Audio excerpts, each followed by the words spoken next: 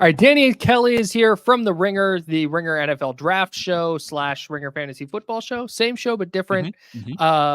And of course, a draft analyst for the Ringer joining us. I think you've been on with us every year during the draft since we've started doing this podcast. So thanks tradition. Again for making time. No, love this tradition. Love the 49ers. Love talking about the 49ers. No, I'm just kidding. Big resident. I'm a Seahawks fan for people that don't get that reference, but yeah. I have a lot of respect for the 49ers. Let me put it that way. Good team. It was. I'm catching up because, not to brag, but I was in the UK recently, and so I missed podcasts, and so I'm catching up now. And your guys' pod is one of my favorites, so it's one of the first ones I catch up on. Thank you. And you guys were talking about team needs in the NFC. And Ben Solak and Craig Horlbeck and Danny Heifetz, your co-hosts, were like, the Niners are going to blow up here. Like, emotionally, they're a wreck. Right. And then you jump in and you're like, nope, they're never going to die. They're just around. Yeah, Heifetz has this theory that losing the Super Bowl is going to create this chain reaction where everything falls apart. But I just don't really see that happening. I mean, if they had lost the way that the Seahawks had lost the Super Bowl, for instance, I could see that happening, but no, this team still. And they kind of did. Too much talent. Yeah, they definitely did. It ruined the Seahawks forever, baby. Kind of brutal. Yeah. Like I feel like the Niners Super Bowl loss was tough, but also like under the old overtime rules, like they win that game, and I feel like that's kind of players have been like, yeah, we kind of caught a bad break. Obviously, like it's heartbreaking, but they're not like devastated in the sense that like, oh my God, we're never going to have this opportunity again. Like you look across the NFC, it doesn't really feel like, I mean, depending on how you feel about maybe the Lions or the Eagles, getting back there, it doesn't really feel like the NFC is going to be like this gauntlet like it has been in previous seasons. Yeah. Right now, like the quarterback situation still very much in flux in the conference. The 49ers still to me look like the favorite. So the funniest thing going into that game was I was like, well, if you go back to starting in 2011, they've had so many devastating losses. There's just like no way there's a way they could lose the Super Bowl that would be like worse. Right. And then they found one. It's like, oh my God.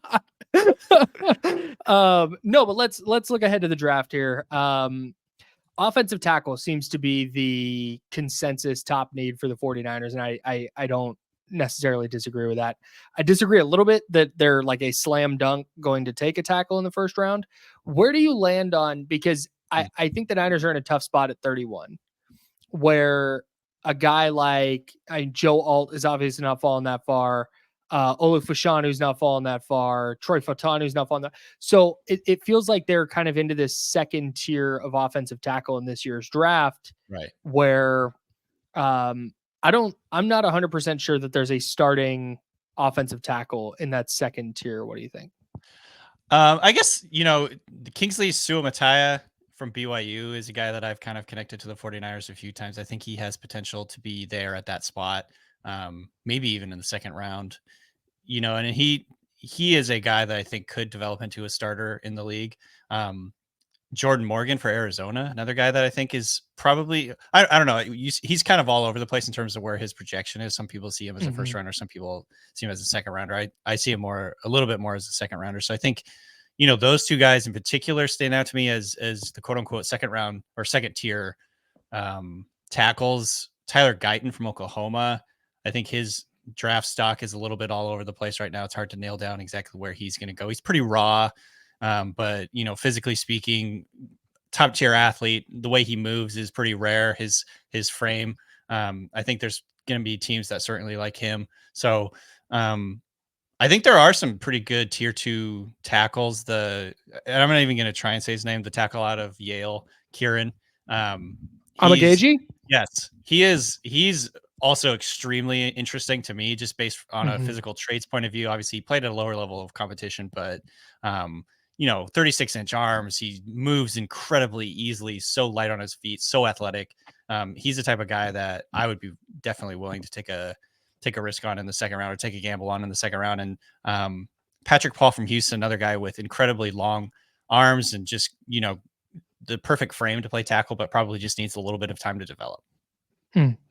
So one of my theories, or I guess takes that I've had going into this draft, particularly looking at tackles in that first round discussion, the back end of the first round, it does feel like there are a lot of projects, Mm. right? And I'm kind of expecting the 49ers, given what their window looks like and the rest of their roster looks like, that they're not really going to be in the market for projects with this early round pick. And we'll talk about some other or this first round pick. We'll talk about some other prospects at other positions that could be there too. But when it comes to the offensive, like, is there somebody like, is Graham Barton really the guy who could be in that 31 range who's like not a project, and is he somebody that could play tackle at a starter's level, or is he somebody, because it sounds like, I mean, just reading on the internet that everyone seems to be convinced he's going to either play at center or somewhere along the interior. Where are you at on Graham Barton, and could he potentially slot at right tackle at the next level? I mean, I wouldn't, rule it out that he's going to be a tackle at the next level. He is a good athlete, a technician with his hands, and basically just his fundamental techniques. He's always very consistent. You don't see a lot of wild plays from him where he's, out of position or his footwork is bad or whatever. He's just kind of this steady Eddie type offensive lineman. I think a lot of people see him as an interior guy, just because he doesn't have quite the athletic foot speed and length that a lot of tackles have. But that, people have said that in the past about guys, and then, the players end up being tackles in the NFL. They're just good players. Maybe they have a little bit too short of arms based on what some teams would have as like their benchmarks or whatever. But Barton is definitely a guy who could play. He has that 5 position versatility in theory. And so I think there's a lot of teams that really like him. I don't know if he's going to last 31 based on what I love how you put that reading on the internet, on all the message boards and whatnot in the chat rooms. I think Barton might be gone by 31. I think he's more of like a top 20 guy based on what I've been sort of hearing and reading, reading the tea leaves on guys' draft stocks right now. I think he's a really well-liked guy. Hey, we're just along these same lines. Where do you land with Jackson Powers Johnson? I like him. I think he is, a center out of Oregon, by the way. Sorry. Yeah, he's got a huge frame, good length. He's a bigger center prospect, so he's like 330 pounds. Typically, you see these days centers, it feels like they're always around like 300 pounds or just under, and you have to be a little bit more athletic and move a little bit better. But I think he can move and still has that power in the bigger frame to kind of like anchor and take on bigger guys and in pass protection, all that stuff. I like him a lot. He's another guy whose stock is all over the place. There have been whispers that he might not be as highly thought of in NFL circles as he is kind of on, in draft Twitter, because I think draft Twitter universally sees him as a first rounder. He might be more of a second round type player. But overall, he's another guy. I don't think he could play on the outside, but all 3 interior spots, I think he could probably fit. He has the size and demeanor and frame to play either guard or center. And he's a guy that I, have liked all the way through the process. I comped him to SpongeBob SquarePants because he has a literal square. He has a square body, like his body is just a square. So, but that's good. It makes him hard to run around. If you're trying to pass rush or whatever, you just got his square gets in the way. Problem is you got to keep him soaked in water the entire time. Yeah, you can drop anytime you can get. Okay, I'm not gonna follow up those two good jokes with a mediocre one. So one guy who has grown on me over the past few days, the more I've watched and dove into this receiver class, Ladd McConkey. And it just really feels like, there have been some. I know Mike Silver said it, and he's pretty plugged in. It would seem that receiver isn't a pressing need at the moment.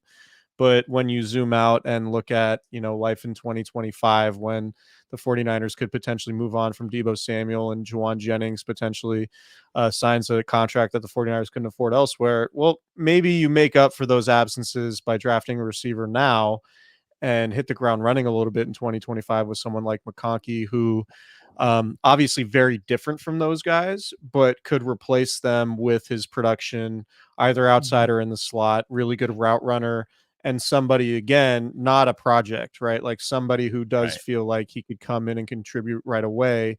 Where are you at on Lad McConkey, and is he somebody that, we could potentially look at a couple years down the line and be like, this dude really was like the third or fourth or fifth receiver drafted, Yeah. and he ends up, like being just ultra productive, because that's kind of what it seems like it's going to be.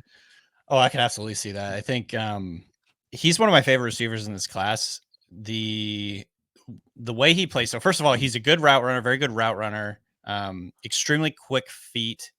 And to me, obviously it's tough because Malik Neighbors is in this class, but he has some of the best acceleration, I think. If just stop, twitchiness, speed, acceleration of any player in this class, of any receiver in this class. I mean, he ran a 4.39. And so I think there's this, stereotype or impression that he's a smaller white guy. So therefore he's like a slot receiver, and that's Tom Brady would love this guy. the Patriots are going to absolutely love this guy. But no, he played on the outside primarily for Georgia. He's extremely explosive, and I think there's a few drawbacks. I wouldn't say he's particularly strong at the catch point. He doesn't have like a big catch radius where he's going to go up high and like bring it down. But just from a technician point of view, as a route runner, his start-stop acceleration gives him ability to pick up yards after the catch. Like there are plays on his tape where he catches the football, like is completely stopped in the middle of the field, changes direction, and just runs away from the defense. He has incredible acceleration. I think that obviously, will help at the next level. I think I've comped him to Doug Baldwin. He also kind of reminds me a little bit of Amon-Ra St. Brown. I know that Amon-Ra St. Brown is primarily a slot guy, but just the speed at which they run routes, the speed at which they can accelerate away from coverage, that kind of was reminiscent to me. So I think McConkey he's a 3-level guy. He can play on the inside, play on the outside. And like you mentioned earlier, like he's not a project. He's kind of game ready. He's ready to go. I love the Baldwin comp.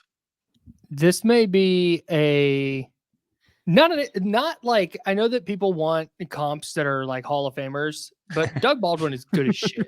Oh yeah, Doug Baldwin is super freaking good for a long time. Yeah, Baldwin is amazing. I mean, he was like the Seahawks #1 receiver for a few years there early on in Russell Wilson's career, and he's just the thing that I remember about him is, man, he just so quick, so fast with his feet, able to separate early on in his route. Has a little bit of yards after the catch ability. I'd say Baldwin is much better in terms of his catch radius than Lad McConkey. That's like the one main difference, but overall their games are somewhat similar in their ability to separate, ability to accelerate away from coverage, all that stuff. Yeah. So I guess this might be more of like instead of a player for player discussion, this might be more of a draft strategy or philosophy question. But if you're sitting where San Francisco is, and they're not in such dire straits at offensive tackle, they're not like the Titans, right? Right. Where they need a body who can start immediately. Like the Niners have a guy who can theoretically start and started on all 17 games for a team that went to the Super Bowl at offensive tackle. Would you in this year's draft rather go with one of those second tier offensive tackles who may or may not start this year? Right. Or is there enough talent at the back end of the draft, whether it's Lad McConkey or Kool-Aid McKinstry or whoever it winds up being, that you would rather go there and then figure out the offensive line stuff later? I think the latter. I think I would probably prefer a plug and play type player. I know Chris, you mentioned it earlier. It's like this team is ready to compete right now.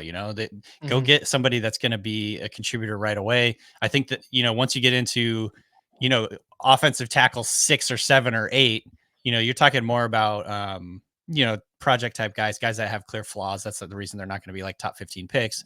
Right. And, especially the way that this draft is probably constructed, where it's going to be a bunch of quarterbacks. There's going to be like maybe 4 or 5 quarterbacks in the first round. Who knows?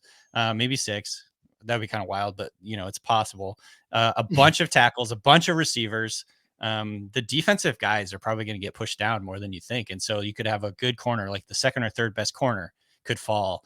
The second or third best defensive tackle, whether that's Johnny Newton or I don't think Byron Murphy will fall, but there's always the possibility something like that could happen. You're going to be able to get a guy that you could plug and play on defense, or maybe like even a receiver, one of these guys that could just drop right into the offense and go.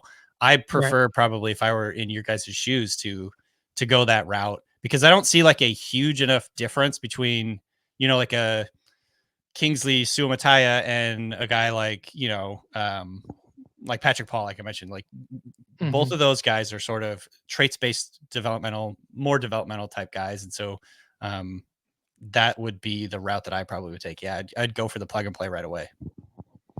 Same. Which Robinson defensive lineman do you like better, Chop or Darius? Because they're very, very different. But I think both could fit for the 49ers in different ways. Yep. Let me put it this way, because I think first of all, they're very different players, obviously, but I would be more nervous if the 49ers got Chop Robinson. I think Darius, as a Seahawks fan. Yes, as a Seahawks fan. This is like the the philosophy of like what your enemy doesn't want you to do is what you probably should do. Like if going for it on fourth down, instead of punting, if everybody on the opposite team like is like, oh God, don't go for it, you probably should go for it. This is how I feel about if you guys drafted Chop Robinson, I'd probably be like, well, crap, he's going to be an all pro now. Especially on that defensive line where he can kind of just pin his ears back. He's not going to get a lot of attention. I think, to me, he is a very boomer bust player. Chop Robinson is. There's a lot of things that he still has to work on. I think he has to get stronger. He has to get better against the run. He has to develop more counter moves and not just rely so much on his speed. But he does have, a really special trait in his first step explosiveness is truly like out of this world. It's freakish. Does he give you D Ford vibes? I mean, I could see that. He kind of reminded me of Brian Burns a little bit. I remember Brian Burns, when he came out, there was a lot of questions about whether he was strong enough, whether he was big enough. I think at times he was like 230 something pounds when he was playing his final season in college. But he bulked up a little bit before the draft, and then the rest is history. He's one of the best pass rushers in the league. I'm not saying that's what Chop Robinson will be, but I think there's similar questions. And when I watch Chop Robinson, I'm just like, man, this guy has like special physical traits, very elite get off, like one of the best first step, explosiveness moves I've ever seen. Honestly, it's pretty crazy, but there's obviously a lot of things he has to work on. But to me, that's a foundation that you can definitely build around, and you can't really teach that. So Chop Robinson, I think, again, he's a boomer bust guy, but I think in the right situation where he can kind of develop slowly, not be relied on as like the superstar pass rusher, he has a extremely high ceiling. I think Darius Robinson is another guy who's a very good player, but maybe not, a potential all-pro superstar type guy, more of just like a really good cog on your defensive line, a guy that's going to be disruptive, but maybe not give you a 10 plus sacks. He feels to me like if Chop Robinson is sort of like a D Ford comp, I think Darius Robinson is kind of like Eric Armstead with longer arms. Right. That's kind of my feel. Like somebody who could play inside and outside and seems like a high character team captain type, which is what Armstead was, which has value, but it's just different than somebody who could potentially get you, 12 sacks a year. Right. It's like, the difference between a guy that offensive coordinators are scared about the week before, they're trying to scheme around and figure out ways to avoid that guy, versus like, oh yeah, they have a really good defensive line. It's going to be very tough. It's going to be, a really, we're going to go out there and have a battle. And I think that's what you get when you have Darius Robinson, but different dynamic for sure. Who's a player that you're higher on than the consensus, and also vice versa, that the consensus is higher on than you?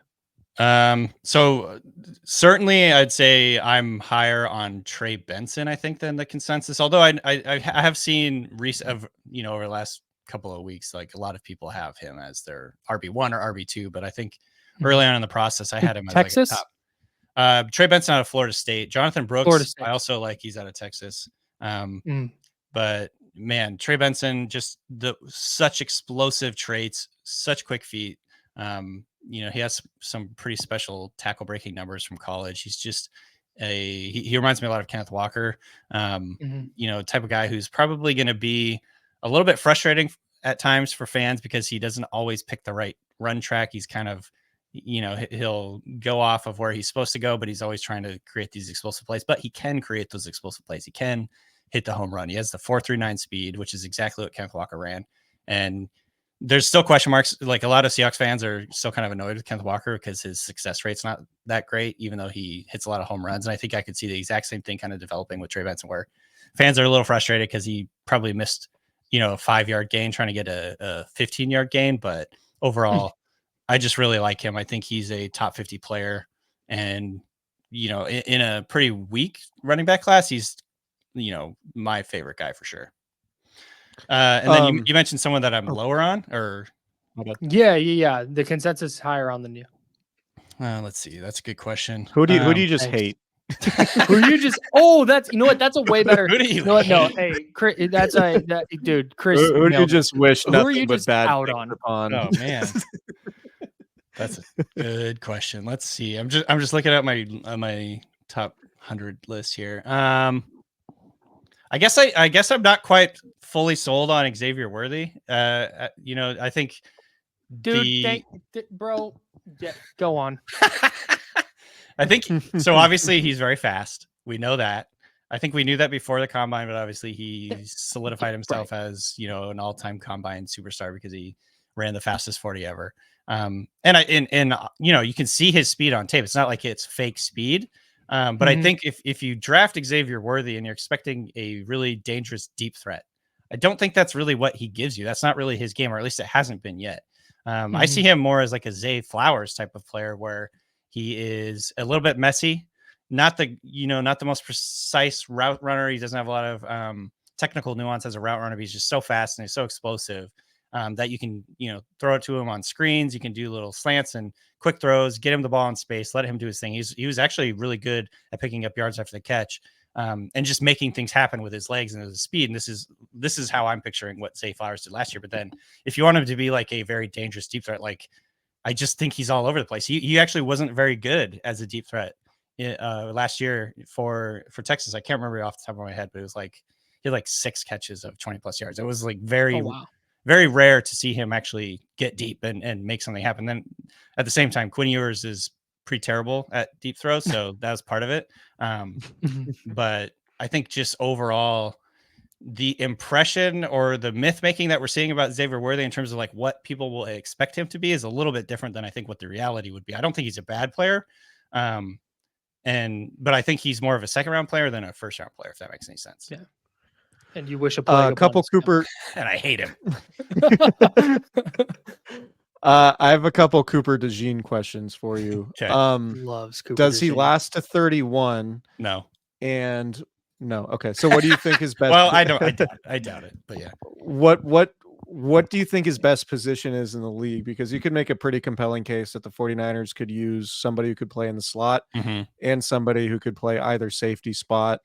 And less importantly, a return guy. But what do you think that's at all a possibility for the Niners, and where do you see him fitting at the next level? Yeah, I mean, I think he has the traits and the skill set and the speed to be a corner in the NFL. I think there's obviously a bunch of question marks about it because there's very, very few white cornerbacks in the NFL. But there's just no precedent. Say it like it is. No, tell him like it is. Blunt, like, look, he's people are comparing him to Jason Sehorn for a reason. Like, there's not a first round white cornerbacks, and I think people are probably, the history tells us that hasn't been a position that white people thrive at. So maybe he's not going to be that guy in the NFL. But at the same time, I think he's an elite. We got to know our strengths, right? It's just like kind of like an awkward thing to talk about, I think, but obviously, history would tell us it's generally not something that we see commonly. We can't be covered, people. But he has the size. I think he has the athletic ability. He's a special athlete. I think there are a little bit of concerns, in terms of his fluidity to change direction. And like, there's one play I think that he gets kind of beat up about because I think it was against Marvin Harrison Jr., who ran a whip route against him, and he kind of got worked. And it's Marvin Harrison Jr. So first of all, take that for the context. And but anyways, there are some question marks about sort of his fluidity and his ability to change direction. That being said, I wasn't super concerned about it when I was watching him. I thought, he's really instinctive in coverage. He anticipates well. He's got great size. He's got great physicality. This is one of the best tackling corners in college football last year.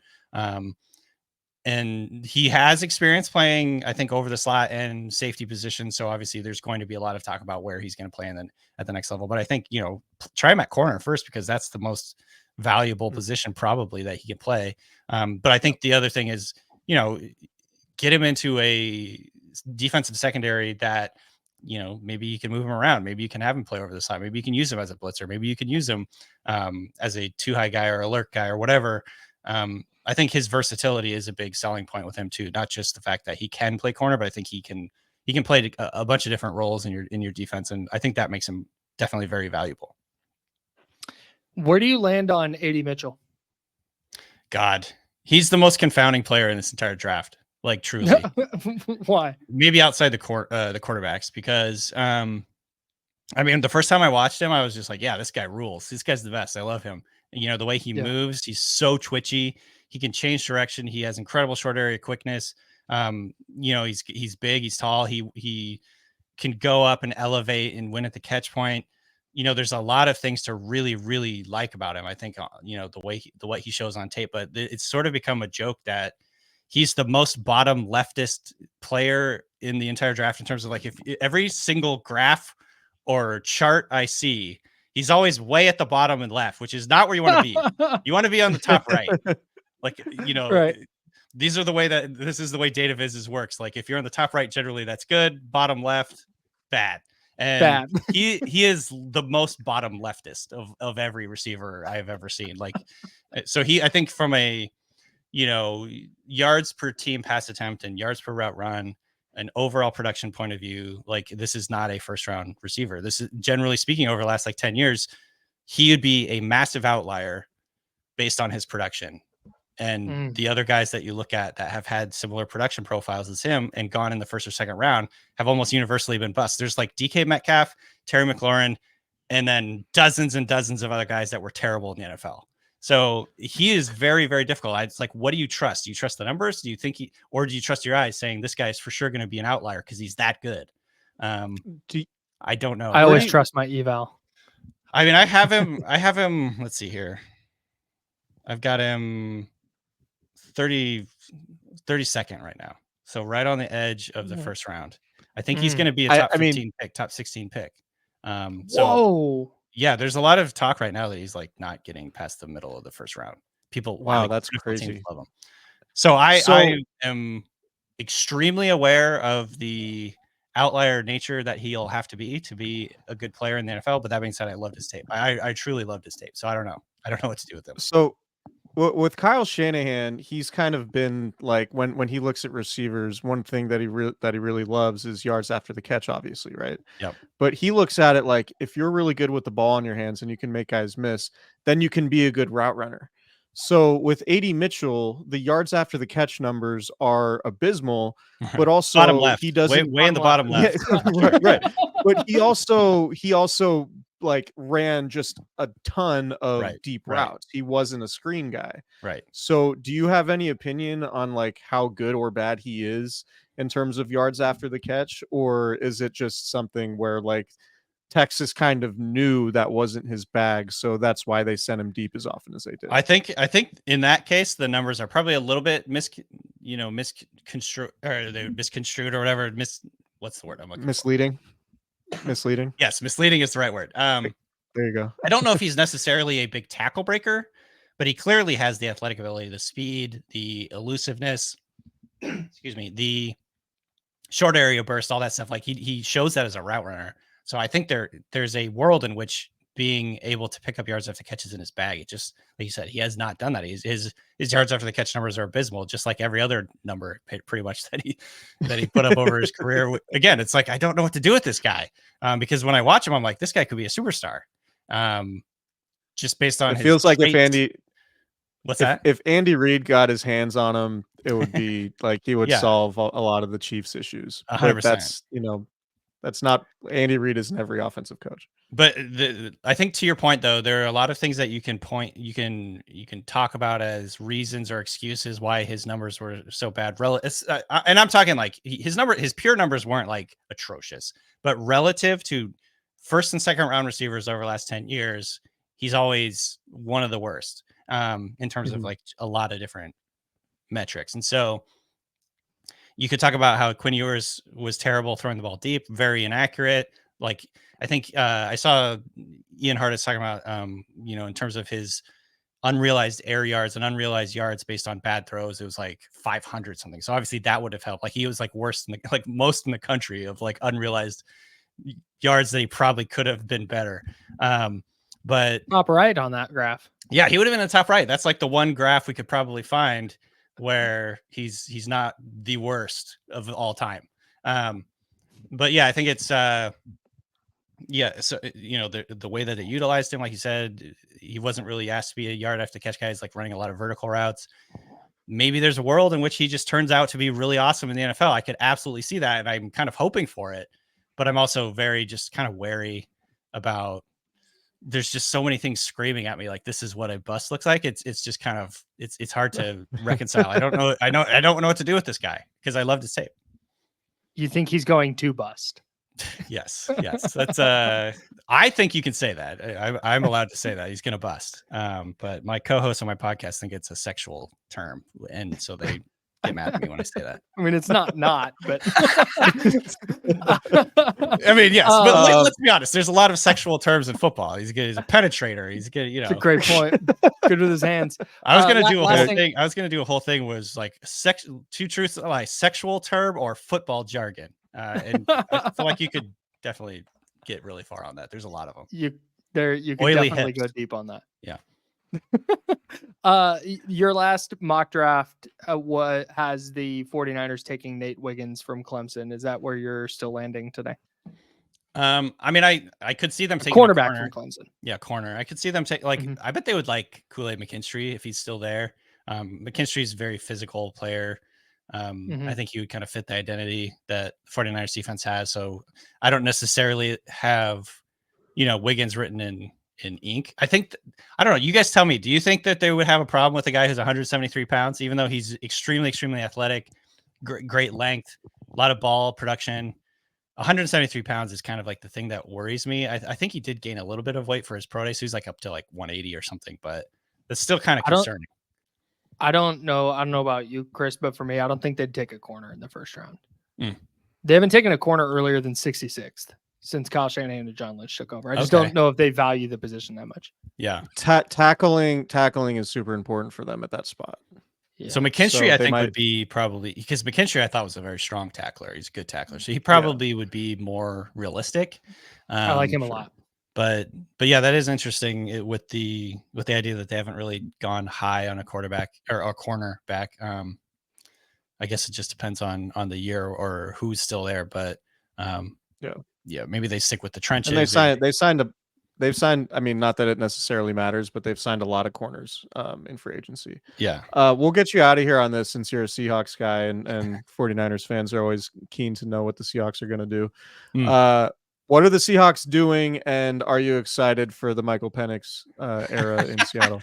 I don't think they're going to draft Michael Penix, at least not what I've been hearing. Although, if he falls to the third round or something like that, in theory, because the Seahawks do not have a second round pick. And they only have 1/3 after trading for Sam Howell. They traded a third rounder, or they moved back into the fourth round for Sam Howell. So I don't know why, but I don't see them. Well, I do know why. I think that they're probably fine with Geno and Sam Howell, and they probably want to, for a new head coach and a new era with John Schneider sort of finally being in charge of everything, being the guy that runs everything. I don't think that they're going to sprint out and draft sort of like a high variance quarterback with their first pick. That's just my sort of, take on the situation. My guess, I think the odds on favorite would be a tackle or a defensive tackle or pass rusher. You've heard that they like some corners in this class, so they could take a corner. If a guy like Terrion Arnold falls to 16 or whatever, but at the same time, highly likely they trade back. This is a team that loves trading back at 16 there, especially if a guy kind of falls and there's some teams wanting to come up. I could see the Seahawks trading back. They don't have a second round pick. Like I mentioned, they used that. They used that last year to trade for Leonard Williams. And so, they don't have a second rounder. They only have 1/3. Now I think it's late.